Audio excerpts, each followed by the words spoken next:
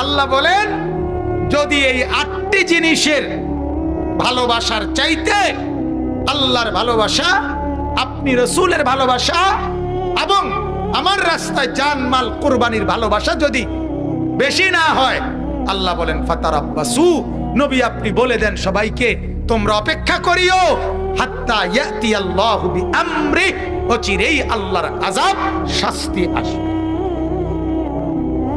আখিরাতের শাস্তি তো হবেই, কবরের শাস্তি তো হবেই, দুনিয়ার শাস্তি হলো এই সাংসারিক এই শান্তি আর মিলবে না, মিলবে না। কিস্তি লইতে লইতে কার ফকির হয়ে গেছে, কিন্তু বেডি খুশি হয় না,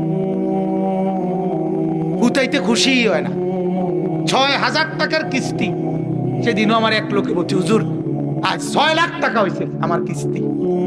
এখন বৌজি থুইয়া বাঁচতে বাইকে গেছে, তার ভাই আমার কাছে দোয়া চাইছে এই কয়দিন আগে, অভাব চায়।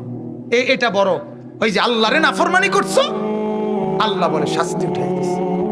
এক বেলা বেড়ির গা 3 পিস আছে, ও বেড়ির কারি শাড়ি কাপড় আছে, শুধু উত্তরের ঘরের ভাবি আরেক কালারের একটা 3 পিস কিনছে। বেড়ারে আইয়া কইছে বিশ্বাস করো তুমি যদি নিজের চোখে দেখতা, উত্তরের ঘরের ভাবি একটা 3 পিস কিনছে রে, আল্লাহ আল্লাহ আল্লাহ, এটা এত সুন্দর, আমি এটা কিতা কিনলাম ফিসে দিয়ে। এবার বেড়ি জামাই রে কয় তুমি যদি নিজের চোখে দেখতা, তুই বেড়ি নিজে আরেক বেড়ি রে দেখাইতে বললা দাওয়াত দিতেছ, বেকুব তোর বাতরান দেখে যদি হেবিডি লয়ে ভাগ্য যায় তো জামাই,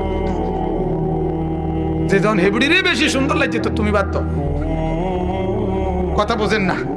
তাহলে এটা তো কোনো ইমানদারের কথা হইতে পারে না।